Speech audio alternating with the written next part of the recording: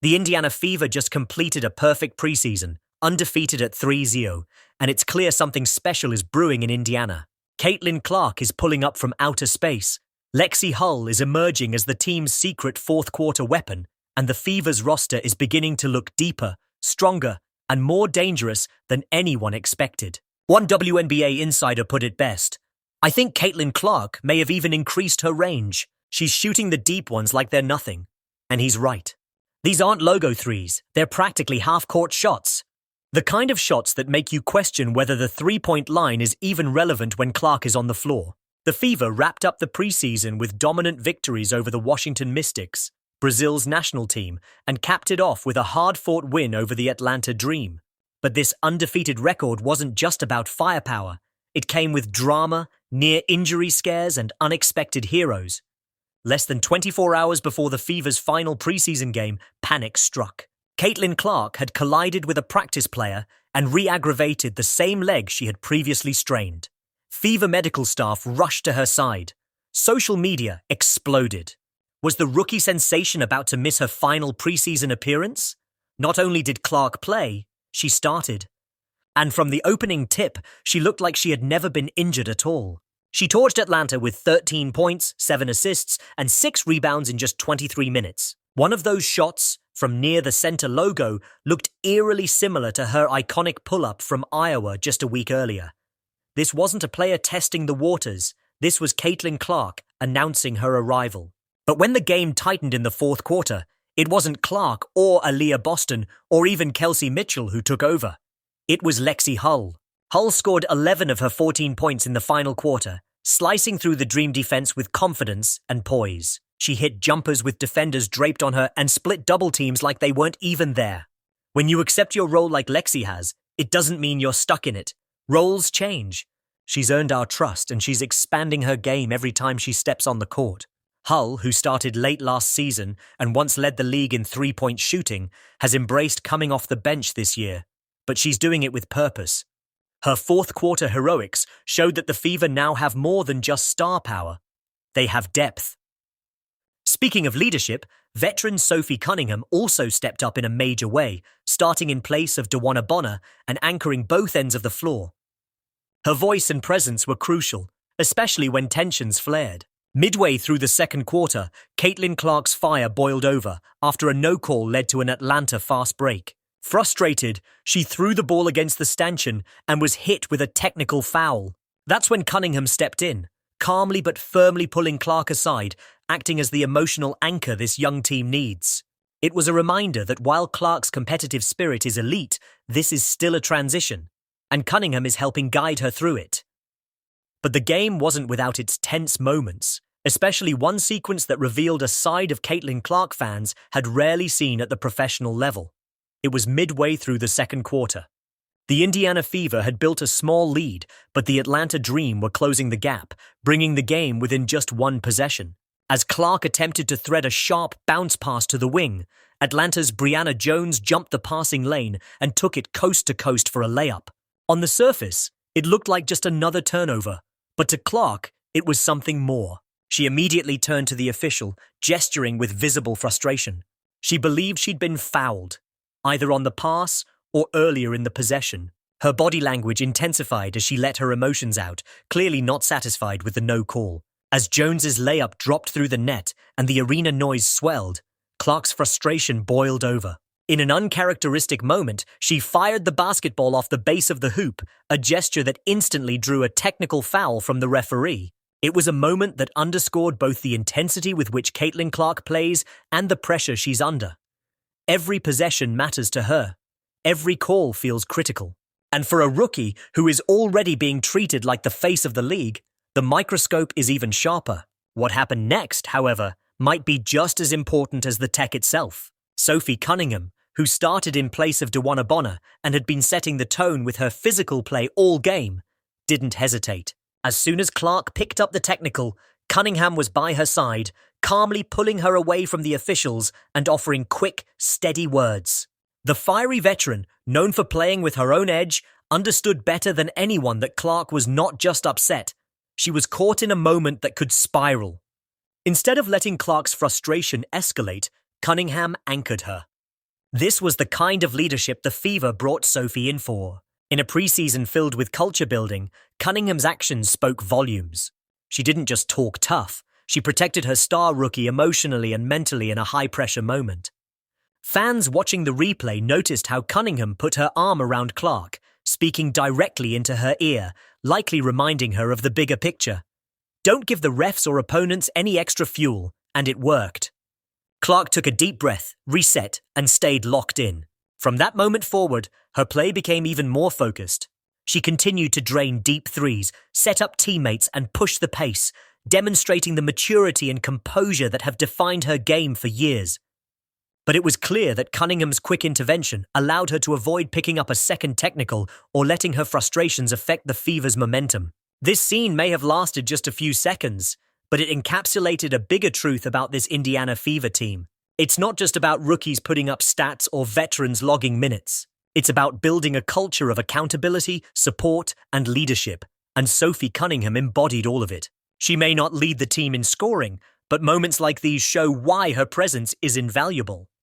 Clark's technical foul wasn't just a flash of emotion, it was a boiling point in a game that had been growing more physical by the minute. From the opening tip, Atlanta had made it clear they were going to test the rookie. They bumped her off screens, bodied her on drives, and crowded her the second she crossed half court.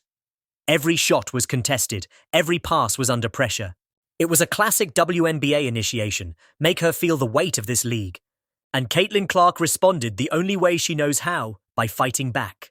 So when the officials swallowed the whistle on a drive where Clark clearly absorbed contact and then watched as her turnover turned into an Atlanta layup, her frustration wasn't just about that one possession.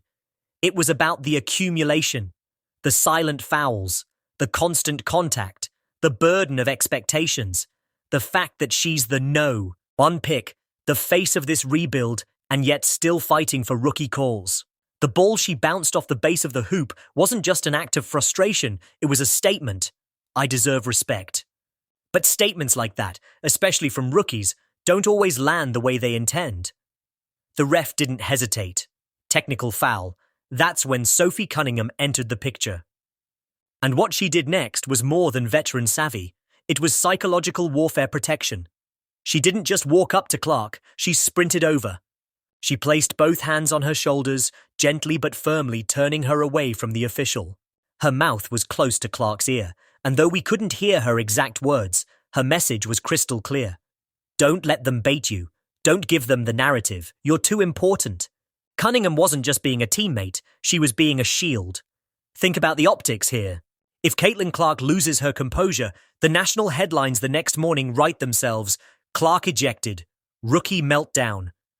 WNBA targeting star rookie's emotions. But Sophie cut that script short before it could ever be written. In those few seconds, she reminded Clark that every move she makes is amplified. Every emotional reaction is magnified, and the timing of it was perfect. This wasn't garbage time. This was a 2-point game. Cunningham knew Clark couldn't afford to check out mentally, even for a possession, so she didn't coddle her. She refocused her. Clark's expression shifted immediately. The tension in her shoulders dropped, the fists unclenched, her jaw loosened. She nodded, just once, but that nod said everything. I got it. I'm locked in. From that moment on, Clark elevated. She pulled up from the logo on the very next offensive set and drilled a three, sending the crowd into a frenzy. The Fever went on a run. And Cunningham? She kept doing the dirty work. Diving for loose balls, chirping back at Atlanta's enforcers and setting hard screens to free up her rookie star. But more importantly, she had shown the world that the Fever have something that's rare in this league, an emotional protector for their franchise player. In a league that's long been known for its physicality and veteran toughness, rookies like Caitlin Clark don't just need support on the scoreboard, they need it in the trenches. Sophie Cunningham provided that in real time. This wasn't just a teammate stepping in. It was a woman who's been through the fire, telling her younger counterpart, you can be passionate, but you've got to be smart. Let me carry the weight while you carry the team. And in that shared moment, a bond was formed, one that might just define the Fever's identity this season. Clark is the engine, but Cunningham is the bodyguard. As Caitlin Clark stood there, jaw clenched and heart pounding, it wasn't just about a missed call. It was about everything that had led to this moment. The expectations, the doubters, the non-stop media attention, the weight of being a rookie star in a veterans league. For weeks, she'd been trying to walk that impossible line, humble but confident, fearless but respectful. And yet here she was, called for a technical foul just for showing frustration after being hit on the arm with no whistle. In her head, Clark was spiraling. Did I just cost us the game? Are they going to say I'm immature now? That I can't handle pressure? Am I being targeted? Is this what it's always going to be like in the WNBA? But before those thoughts could metastasize into panic or anger, there was Sophie Cunningham, arms steady on her shoulders, voice low but firm, grounding her like an anchor in a storm. Sophie had seen this before. She knew what this moment meant, not just for the scoreboard, but for Clark's legacy. She'd played in chippy playoff games. She'd been the villain and the enforcer. She knew the way referees send messages and how opposing teams test your composure to break your rhythm. Atlanta wasn't just being physical. They were probing Clark's mental breaking point. Sophie had seen them try this on Diana Taurasi, on Skylar Diggins-Smith, on Kelsey Plum, and now it was Caitlin's turn. But unlike those veterans, Clark didn't have a decade of professional experience to armor herself. That's where Sophie stepped in. Not as a scorer, not as a guard, but as a guardian of the culture Indiana was trying to build. "Look at me," she told her under her breath, firm but caring. "You're not alone out here. You don't have to fight every battle. Let me take that one." And in that moment, something clicked in Clark, not just emotionally, but strategically. She realized that the WNBA wasn't just about shooting from the logo or dropping dimes. It was a psychological game, a war of presence and poise. Cunningham had just handed her a blueprint on how to survive. Don't react emotionally, respond strategically. When Clark returned to the bench during the timeout, she didn't sulk. She didn't argue. She studied. Her jaw was still tight, but her eyes were clearer. Stephanie White leaned in with a play call. Aaliyah Boston clapped her hands. And Cunningham? She just nodded, like a big sister who knew she'd just helped prevent a rookie mistake from becoming a career narrative. That moment, brief as it was, will stick with both of them for the rest of the season. Because this is bigger than one technical foul. It's bigger than one preseason game. This is the moment where the Indiana Fever stopped being a team with a talented rookie and became a unit with a shared identity. Clark is the generational shooter, the face of the franchise. But Cunningham? She's the soul of the fight, the voice in the storm, the one who makes sure Clark stays sharp, composed, and unshaken, even when the league comes for her. This was the beginning of a powerful partnership, built not just on talent and chemistry, but on trust, on protection, on understanding what it takes to lead and what it takes to let someone lead. And from here on out, every team that tries to rattle Caitlin Clark will have to deal with Sophie Cunningham first. This was more than just a timeout during a preseason game. It was the quiet forging of something the box score would never show, a shift in power, culture, and resilience.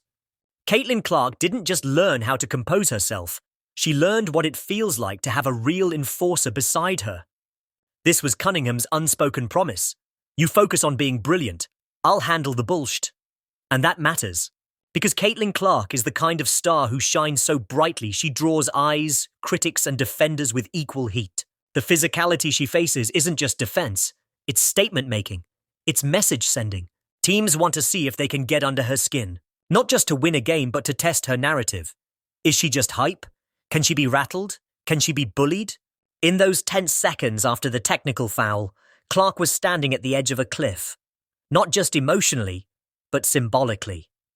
If she overreacted, if she looked shaken, the headlines would write themselves, "Clark cracks under pressure." WNBA rookie not ready for physicality, hype train derails, but she didn't fall. Because Sophie Cunningham was there, like a bodyguard, like a veteran with scars who knew how the league really worked. Sophie herself had been that emotional young player once, fined, targeted, misunderstood. She knew what it felt like to be labeled before you were fully formed. And now, as a seasoned vet, she's flipping the script. She's not just protecting Clark, she's redeeming her own legacy through leadership. This is what people don't see. The quiet arm around the shoulder. The whispered words of grit and strategy. The message that says, "You're not here to survive, you're here to dominate. Let me clear the path. Flash forward to August. It's late in the season. The Fever are in a playoff push. The games are tighter, the hits are harder, the lights are brighter, and once again, Clark gets bumped, hard, but this time, she doesn't flinch, she doesn't argue. She just resets and buries a three in someone's face. And the cameras catch her nodding, not at the basket, but at the bench, at Sophie. Because in that pre-season moment in May, when the world wasn't really watching, Cunningham had taught her something no coach could script, the difference between reaction and response, between emotion and control, between being a star and becoming a force. This was the hidden turning point. This was the night the Indiana Fever stopped being a rebuilding project and started becoming a problem.